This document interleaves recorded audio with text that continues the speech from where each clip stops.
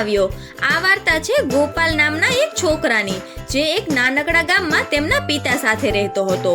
તેમના પિતા ગોવાળ હતા, જે ગાયો ચરાવીને પોતાનો પરિવાર ચલાવતા, પણ ગોપાલ ખૂબ જ તોફાની હતો।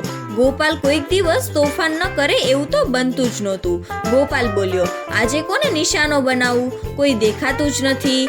વિચાર ગોપાલ વિચાર, કંઈક તો કરવું જ પડશે, આજે કઈ મજા નથી આવતી। ગોપાલ વિચારી જ રહ્યો હતો, ત્યાં તેમના પિતાજી બહાર આવ્યા અને બોલ્યા, ગોપાલ બેટા શું વાત છે, શું થયું? ગોપાલ બોલ્યો, કંઈ નહીં પિતાજી, હું બસ કંઈક વિચાર કરી રહ્યો હતો। પિતાજી બોલ્યા, અચ્છા ગોપાલ, આજે એક કામ કર, મારી તબિયત બરાબર નથી, તો તું ગાયોને ચરાવવા માટે જંગલની બાજુમાં જે મેદાન છે ત્યાં લઈને જા। ગોપાલ બોલ્યો, હા પિતાજી, હું લઈને જાઉં છું। પિતાજી બોલ્યા, અને હા, એને મેદાનમાં છોડ્યા પછી એના પર નજર રાખજે, નહીતર સિંહ આવીને આપણી બધી ગાયોને ખાઈ જશે। ગોપાલ બોલ્યો, હા પિતાજી, હું ધ્યાન રાખીશ, તમે ચિંતા ન કરો। પછી ગોપાલ બોલ્યો, ચાલો હવે ગાયો ચરાવવાનો સમય થઈ ગયો છે। ગોપાલ ભલે તોફાની હતો, પણ એ તેમના પિતાજીની વાત ક્યારેય ટાળતો ન હતો।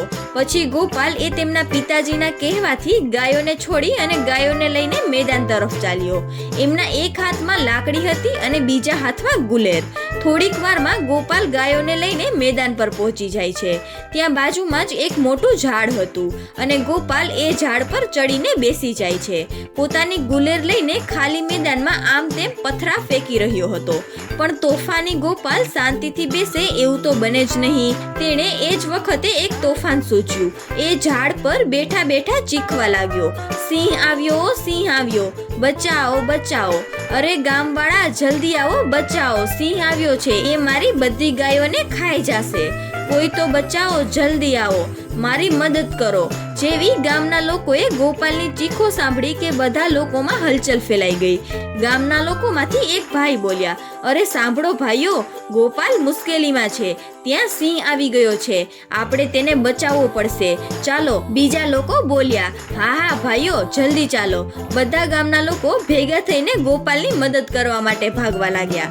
બધા લોકો લાકડી, કુહાડી, દંડા, જે મળ્યું એ બધું લઈને મેદાન તરફ ભાગવા લાગ્યા। બધા લોકો પોતપોતાનું કામ મૂકીને મેદાન સુધી પહોંચ્યા। મેદાને પહોંચીને ગામના લોકોએ ગોપાલને કહ્યું, ગોપાલ ક્યાં છે સિંહ? શું થયું? તું ઠીક તો છો ને? તું ડરતો નહીં, અમે આવી ગયા છીએ, તું ઝાડ પર જ બેસી રહેજે, નીચે ના આવતો। બધા લોકો ગોપાલને પૂછવા લાગ્યા, પણ સિંહ ક્યાં છે? ગોપાલ હસ્યો અને બોલ્યો, કોઈ સિંહ નથી ચાચા, કોઈ સિંહ નથી આવ્યો। ગામના લોકોએ ગોપાલને કહ્યું, તો પછી તું ચીખતો કેમ હતો? તો શું આ તારું તોફાન હતું? આ કેવો મજાક છે?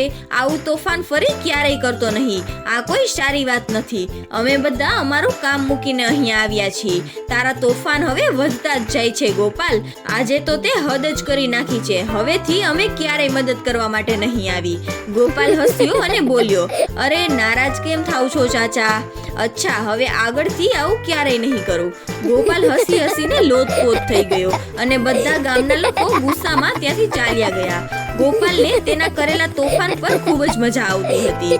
ગોપાલ બોલ્યો, આજે તો મજા જ પડી ગઈ। બિચારા ચાચા કેવો ગુસ્સો કરતા હતા। થોડીક વાર પછી જેવી સાંજ થઈ કે ગોપાલ ગાયોને લઈને ઘરે પાછો ચાલ્યો જાય છે। બીજા દિવસે ફરી ગોપાલ ગાયો ચરાવવા માટે મેદાન પર પાછો આવ્યો અને એમણે ફરી એ તોફાન કરવાનું વિચાર્યું। ગોપાલ ફરી ઝાડ પર બેસીને ચીખવા લાગ્યો, બચાવો, કોઈ તો બચાવો, સિંહ આવી ગયો છે, એ મારી બધી ગાયોને ખાઈ જશે, બચાવો, કોઈ છે? આજે ફરી ગોપાલનો અવાજ ગામના કેટલાક લોકોએ સાંભળ્યો। જે લોકોને ગોપાલના આ તોફાન વિશે ખબર ન હતી એ લોકો ડરી ગયા અને ગોપાલની મદદ માટે જે હથિયાર મળ્યા એ લઈને ભાગવા લાગ્યા। ગામના લોકો બોલ્યા, ચાલો જલ્દી એમની મદદ કરીએ, બિચારો એકલો છોકરો સિંહનો સામનો કઈ રીતે કરશે? ગામની સ્ત્રીઓ બોલી, હા હા ચાલો જલ્દી, ક્યાંક તેને કંઈક થઈ ના જાય, ચાલો ચાલો જલ્દી ચાલો। ફરીથી ગામના લોકો ગોપાલને માસૂમ છોકરો સમજીને તેની મદદ કરવા માટે ભાગે છે અને મેદાન પર જઈને જુએ છે તો ગોપાલ ઝાડ પર બેસીને જોર જોરથી હસતો હતો। ગોપાલ બોલ્યો, શું થયું ચાચી, ભાગીને કેમ આવ્યા? ચાચી બોલ્યા, અહીંયા તો કોઈ સિંહ નથી, ક્યાં છે સિંહ?